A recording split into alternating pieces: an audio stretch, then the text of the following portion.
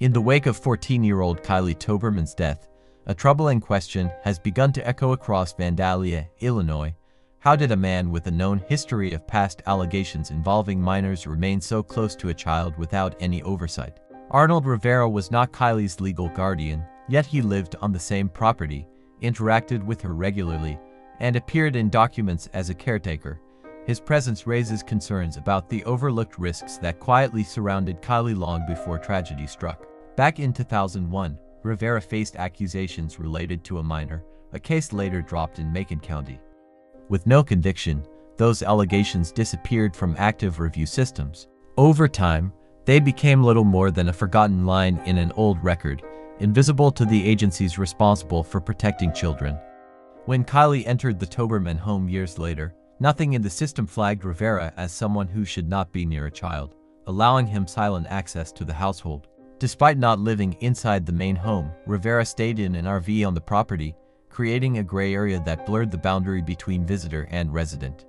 DCFS later explained that Kylie, adopted in 2018, was no longer under their supervision, and Rivera was not listed as a guardian. This combination left Kylie in a gap where oversight could not reach, a situation where a non-guardian adult could function as part of the household while remaining outside the view of protective systems. Tonight, we break down how these gaps formed, why early warnings did not trigger deeper review, and how a past allegation, long overlooked, may now hold crucial meaning. As the community mourns and investigators work to uncover the full truth, the case forces us to confront uncomfortable questions about access, oversight, and the unseen risks created when unofficial caretakers move freely around vulnerable children. When investigators began retracing the timeline leading up to Kylie Toberman's passing, one detail became unusually important: the presence of Arnold Rivera on the same property. Though he was not her legal guardian, documents still referenced him as someone involved in the household's day-to-day rhythm, raising questions about how an unofficial role could shape a child's environment without any formal assessment or review. Looking back into Rivera's earlier years, records showed he had once been linked to a concerning case involving a minor. That case, filed more than 2 decades ago, was eventually closed without further legal action.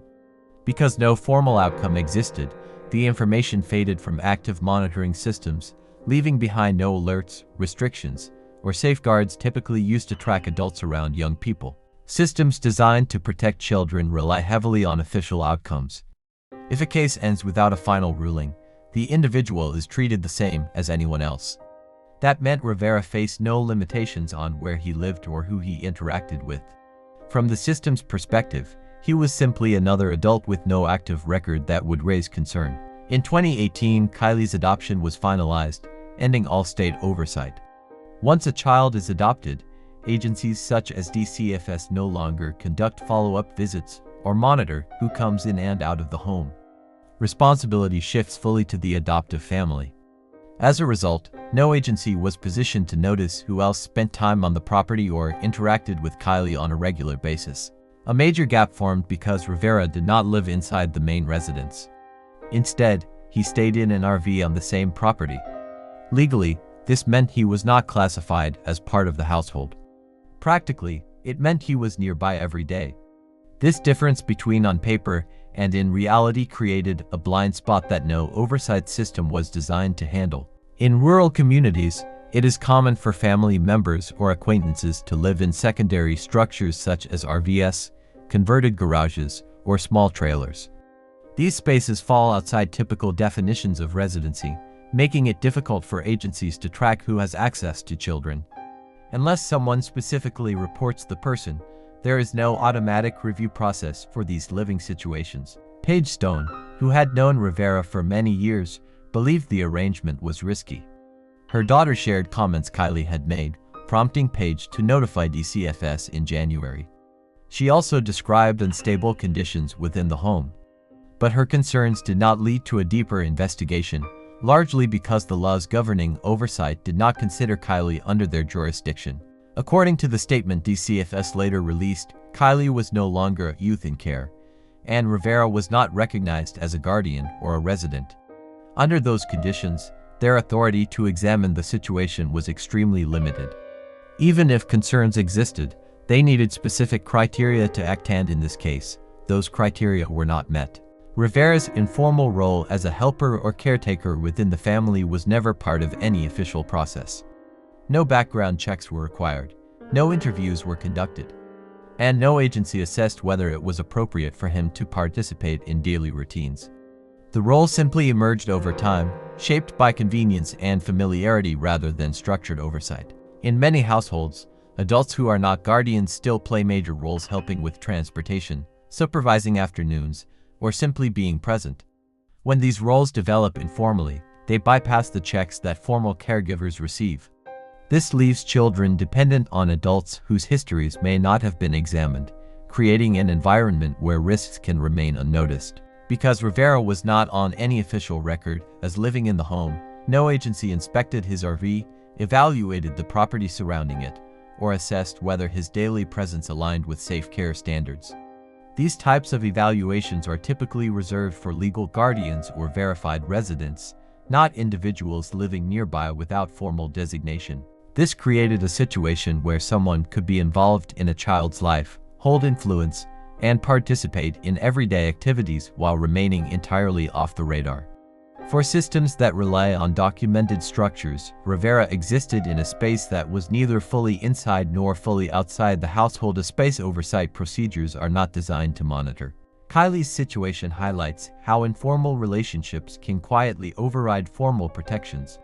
When a family relies on someone who is not recorded as a guardian, the system has no mechanism to evaluate that individual's background unless a specific, actionable complaint naming them is filed.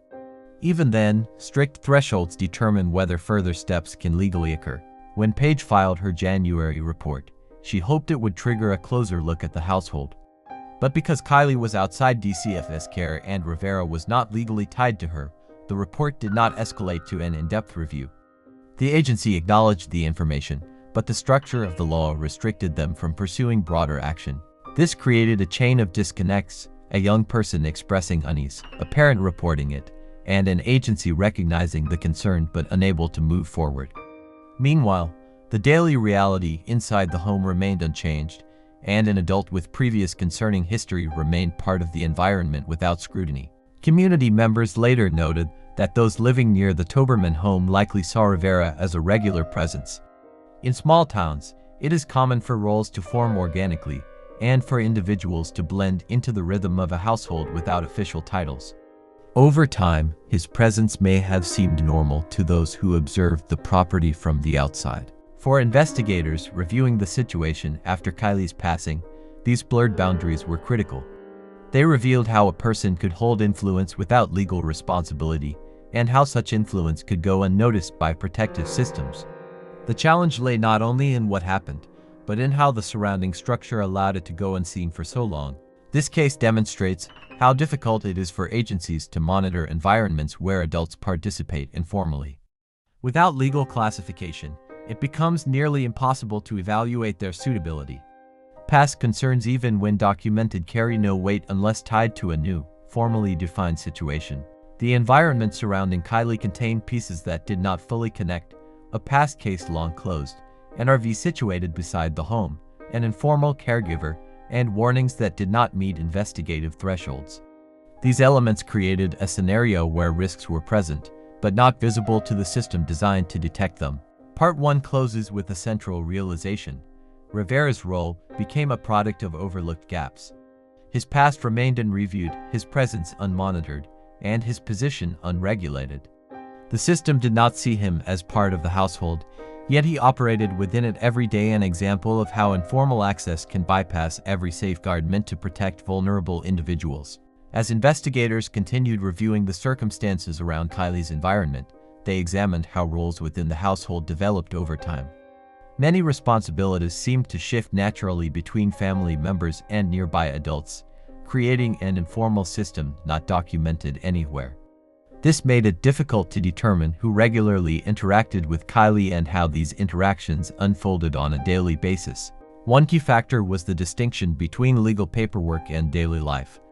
On official forms, only the adoptive mother appeared as responsible.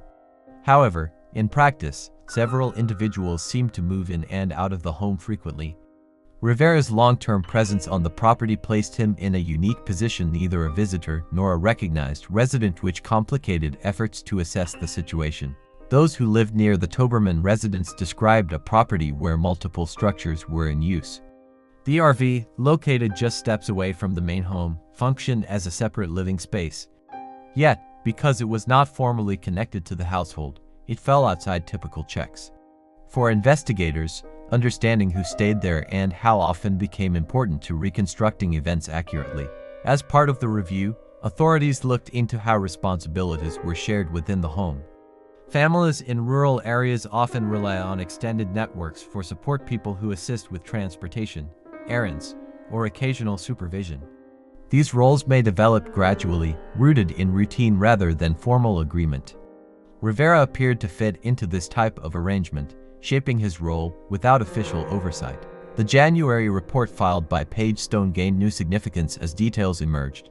She believed the household structure created vulnerabilities, and she attempted to alert the state to her concerns. But without formal designation, the individuals involved did not meet the requirements for deeper review. The system acknowledged her message but lacked the legal basis to investigate further. Investigators found that the distinction between physical presence and legal residence played a major role in how oversight unfolded. Because Rivera did not appear on lease documents or official records tied to the home, no agency had authority to evaluate his proximity. This difference between documented residency and practical presence created an unmonitored space within the property. Even though Kylie was adopted, meaning the state no longer supervised her living situation, community members later questioned whether there should have been a mechanism for follow-up when concerns were raised. Adoption offers stability for many families, but it can also remove safeguards that might otherwise prompt periodic check-ins when new adults become involved. The state's statement clarified that Kylie was not considered within their care and that Rivera was not listed as someone with legal responsibility. This explanation addressed jurisdiction, not day-to-day influence. While the agency adhered to legal boundaries, it also revealed how limited the system becomes when responsibility shifts entirely to the adoptive household. For investigators, examining these gaps became essential to understanding how access developed. In households where adults rotate in and out or stay in auxiliary spaces, traditional oversight tools are not designed to detect changes. Without mandatory reporting, background checks, or routine visits, informal arrangements can continue indefinitely without review. Authorities also revisited information about past concerns tied to Rivera. Though the earlier case from decades ago ended without further action, its existence suggested that at least one concerning situation had been documented in the past. Because no formal conclusion was reached, it remained outside the systems that track individuals who pose potential risks. The inability to connect past information to present circumstances underscores a broader challenge within protective frameworks. Many systems rely on confirmed outcomes rather than patterns or allegations. As a result, individuals who once faced scrutiny may later appear entirely absent from records, even if their earlier case raised questions at the time. For Kylie's case, this meant that nothing in the state's databases connected Rivera to past concerns. Nothing required officials to review his involvement or presence on the property. And nothing triggered a mandatory evaluation of the environment around Kylie, even when informal hints suggested that the household dynamic might need closer attention. Investigators noted that the property layout created unique challenges. The RV offered independence while still granting immediate access to the home.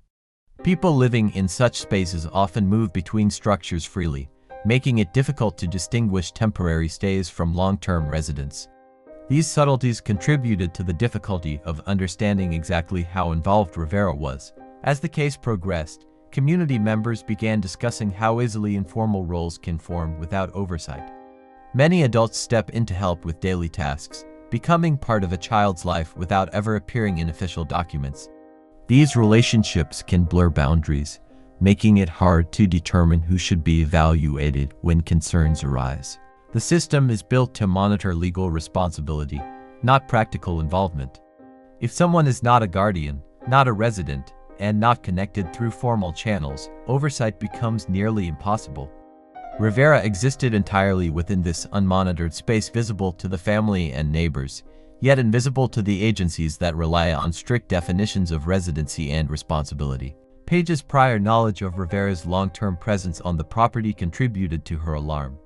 Her report in January reflected a belief that Kylie's environment needed review, but the structural limitations of the oversight system prevented any substantial action. Her concerns remain personal observations, not triggers for an official investigation. In retrospect, investigators recognized that several small factors combined to create a larger vulnerability: a past concern that left no record, a living arrangement outside formal tracking, an informal role shaped by routine, and a lack of authority to intervene. Each individual factor seemed minor on its own, but together, they built a scenario where oversight could not function effectively. The core issue became the difference between what systems are legally allowed to examine and what actually happens within families. Without a formal complaint naming a specific individual, and without legal ties to the child, the system does not have tools to inspect an adult's involvement. Rivera's presence fell outside every recognized category used to identify potential risks. This left a concerning reality: a person could remain close to a child, participate in routines, and hold influence without appearing anywhere in official records. The system could not track patterns, evaluate suitability, or assess the environment until a situation escalated significantly. By then, opportunities for earlier intervention had already passed. Part 2 closes by highlighting how easily informal roles can bypass protective structures. Rivera's presence, though well known in the household, existed entirely outside official oversight. This disconnect between documented responsibility and actual daily involvement became one of the most significant factors in understanding how risks may have gone unnoticed. As investigators gathered more information, they turned their attention to how daily interactions unfolded within the property. Understanding who communicated with Kylie, who spent extended periods nearby, and how routines were established became essential. Small details, often overlooked in everyday life, now carried weight in reconstructing the environment she lived in. Neighbors and community members recalled seeing several individuals enter and exit the area regularly. In a small town like Vandalia, these patterns often blend into the background. People become familiar faces, even if their roles are not clearly defined. Rivera's presence, though not officially documented, appeared to fit into this pattern of everyday familiarity. Paige later explained that Kylie had shared comments with her daughter that caused concern. These remarks, though not explicit, suggested Kylie felt uneasy. For Paige, this was enough to prompt action. She believed something in the household dynamic did not seem right and decided to alert DCFS early in the year. But without clear jurisdiction, the report reached a limit. The response from DCFS clarified that their involvement ended once Kylie was adopted.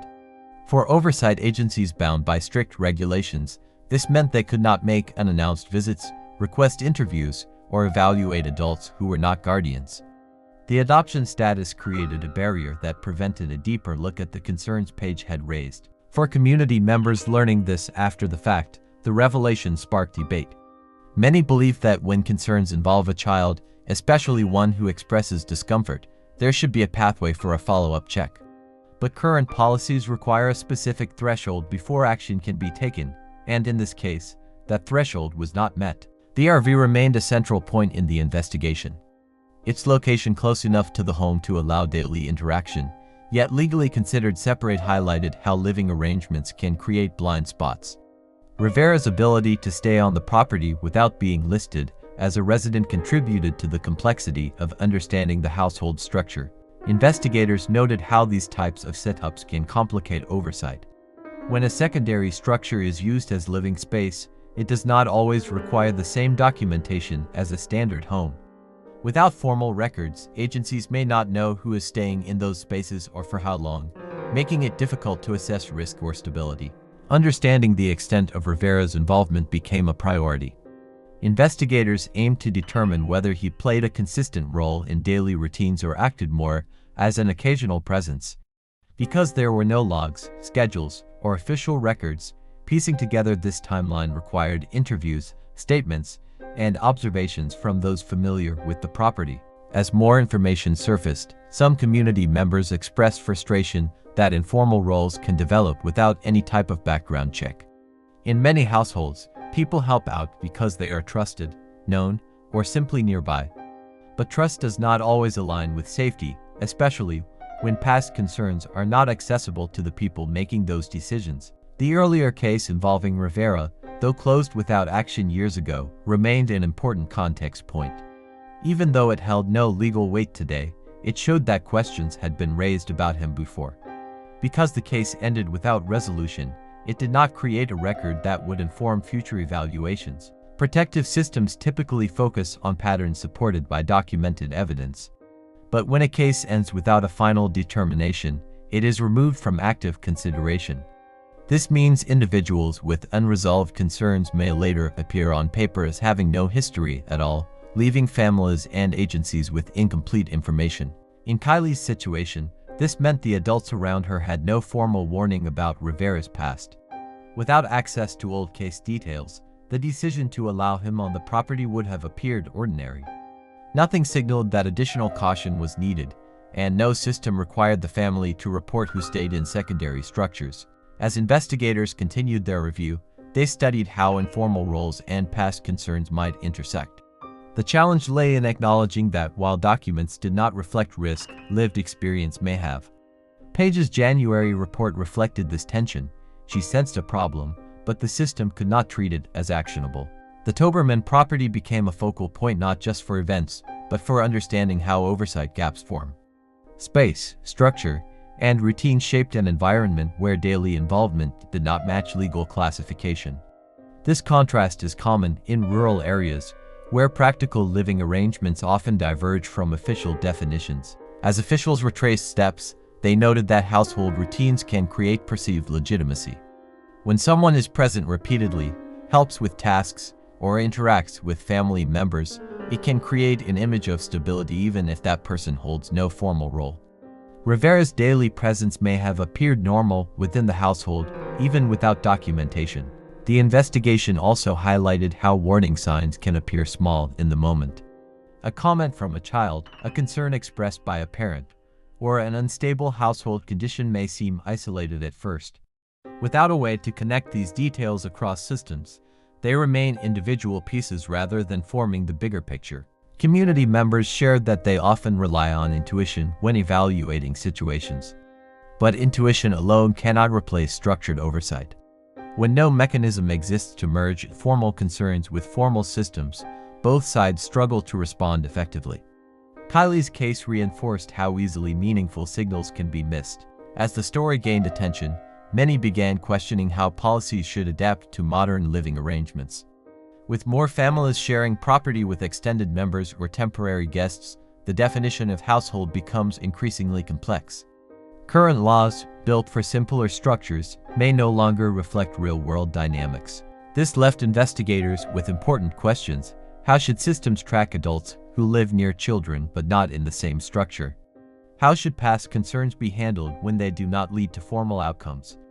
And how can agencies respond more effectively when early warnings do not meet legal thresholds? Part 3 closes by acknowledging the challenge investigators now face, understanding how informal roles, incomplete histories, and household structures combine to create an environment with limited visibility. These factors shaped a situation where oversight systems were not equipped to recognize early risks, leaving unanswered questions that continue to guide the investigation. Daily activity around the Toberman property showed a pattern where several adults participated in routine tasks. These roles grew naturally over time, without documentation or review. Kylie lived within an environment shaped by people who appeared regularly, even though only one guardian was listed on official files. This created a disconnect between the documented structure of the home and the reality of daily life. Rivera became a familiar presence on the property. Community members described him as someone who moved freely between the RV and the main home. His regular appearance gave the impression that he was part of the household, even though he was not formally recognized in any legal or administrative sense. Familiarity gradually took the place of official designation. Comments Kylie shared through Paige's daughter suggested she felt uneasy at times. These remarks were vague but significant enough for Paige to take seriously. She believed that the atmosphere around the home was shifting in ways that did not feel stable. Her decision to file a report came from these early signs, even though the information lacked formal detail. DCFS guidelines prevented deeper involvement once Kylie was adopted. The agency no longer had the authority to evaluate who spent time near the home or who participated in daily routines. Without legal ties or active case status, they were restricted from conducting visits, interviews, or environment checks, regardless of concerns raised by individuals outside the household. Many in the community later questioned whether an adopted child should still receive some form of safety review when concerns appear. Current policies require specific, well-defined conditions before officials can act, making it difficult for a report based on atmosphere or discomfort to trigger further steps. Kylie's situation fell into this restrictive category. The RV next to the home became a key detail for investigators. It functioned as a separate living space, not listed in official property documents as part of the main residence. This separation meant that whoever stayed inside it did not fall under the rules applied to household members. It created a practical connection but not a legal one. Secondary structures like RVs and converted sheds often operate without formal oversight. People live in them long-term or short-term, sometimes without paperwork. These arrangements make it difficult to determine who consistently stays on a property. Rivera's extended presence in the RV exemplified how such spaces create gaps that agencies cannot monitor. Understanding Rivera's involvement relied on statements rather than records. There were no documents showing his schedule, no background checks linked to the property, and no requirement for the family to report his presence. Investigators had to reconstruct his role through observations and descriptions from people familiar with the home. Community reactions focused on how easily informal roles can bypass safeguards. People often take on responsibilities simply because they are trusted or available, not because they were evaluated. These arrangements depend entirely on personal judgment within the home. When a person's history is not fully known, this reliance on trust can lead to oversight gaps. Rivera's older case from years ago remained relevant only as background context. Because it did not result in a formal conclusion, it did not appear in current monitoring systems. Families making decisions about who to allow near their home would have had no access to this information, and the system itself would not flag it for review. Protective frameworks prioritize confirmed outcomes. When a past situation ends without a final determination, it is rarely stored in a way that influences future evaluations. This leaves individuals with incomplete histories appearing as if they have no record at all. Decisions made within the home are then based on partial information. Adults in the Toberman home had no formal indication that Rivera's past had ever been questioned. Without knowledge of old case details, the decision to allow him on the property appeared routine. Nothing required the family to report who lived in or used the RV, making it a completely unmonitored space despite its proximity to Kylie. Page's report reflected her concern about the overall environment. She sensed changes that felt concerning, but this information did not meet the criteria needed for officials to take direct action. With no jurisdiction and no documented risk factors, the system could not intervene or conduct a formal check. The property layout became central to understanding how daily life unfolded. Movement between the house and RV created a single shared environment, even if records treated them as separate. This structure allowed regular interaction without creating a legal link, forming a gap between presence and accountability. Routine presence can create a perception of legitimacy. When someone is consistently around and interacts with household members, that familiarity becomes normalized. Rivera's daily proximity shaped the household rhythm, making his involvement appear expected despite the lack of official recognition or approval. Individual warning signs remained isolated rather than forming a larger pattern. A few uneasy comments, inconsistent household conditions, and concerns from a parent did not combine into a single narrative within the system. Without a mechanism to connect these clues, each one stayed separate and did not prompt broader review. Community members often rely on intuition, noticing unusual situations without having the means to act. However, intuition does not automatically connect with formal processes. Agencies depend on structured evidence, not impressions, and Kylie's environment contained more informal signals than official documentation. Modern household structures frequently include secondary living spaces, extended family members, and long-term guests. Policies built decades ago do not always reflect these setups. As a result, Oversight systems struggle to determine who should be evaluated when multiple adults share or rotate through the same property. Unclear residency, incomplete historical records, and strict jurisdiction rules combine to limit visibility around the property. These factors created an environment where involvement could grow without being noticed by authorities. The complexity of the household made it difficult to identify who held influence or how often they interacted with Kylie. The findings revealed how informal roles, property design, and system limitations allowed daily involvement to exist without oversight. Regular proximity did not translate into documentation, and concerns raised earlier in the year did not meet the strict requirements for intervention. These conditions shaped an environment where important details remained outside official view. Community response to Kylie's case grew rapidly as more details about the household surfaced. People in Vandalia began discussing how easily daily routines can disguise deeper concerns. The idea that an adult could be constantly present near a child without appearing in any official documents became a central point of conversation. Residents expressed concern about the limitations of oversight systems. Many believed that proximity alone should have triggered some form of review. The fact that a person could stay on the same property, interact regularly with a child, yet remain entirely outside formal evaluation raised serious questions for the community. The layout of the Toberman property remained a topic of focus. A main house paired with a nearby RV created a shared environment not recognized as a single residence. This structure allowed daily involvement to occur in ways that did not require documentation.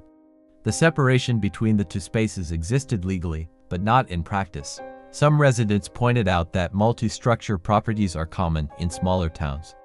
People often use sheds, trailers, and RVs as extended living areas. These arrangements blur the definition of household, making traditional oversight tools less effective. Kylie's situation reflected how these setups can slip past review systems. As investigators spoke with people familiar with the home, the picture of daily life became clearer. Movement between the RV and the house appeared routine. Even without formal status, Rivera's presence was consistent enough to shape the daily environment. This raised concerns about how easily informal roles become integrated over time. Community members wondered how early concerns could have been connected sooner. Comments from Kylie, observations from family members, and inconsistent conditions within the home were each seen as isolated details. The absence of a system capable of merging these clues contributed to limited visibility around the situation. Discussions within the town shifted toward broader policy issues. Many felt that once a child is adopted, there should still be a method for checking in when concerns arise. While adoption is meant to provide long-term stability, people questioned whether the lack of follow-up inadvertently removed safeguards that might have been useful here. The January report filed by Page gained renewed attention.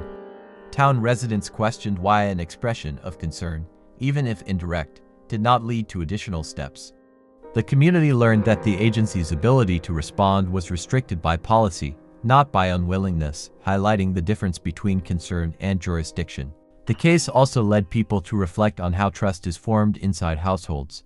Informal roles often develop simply because someone has been around for a long time.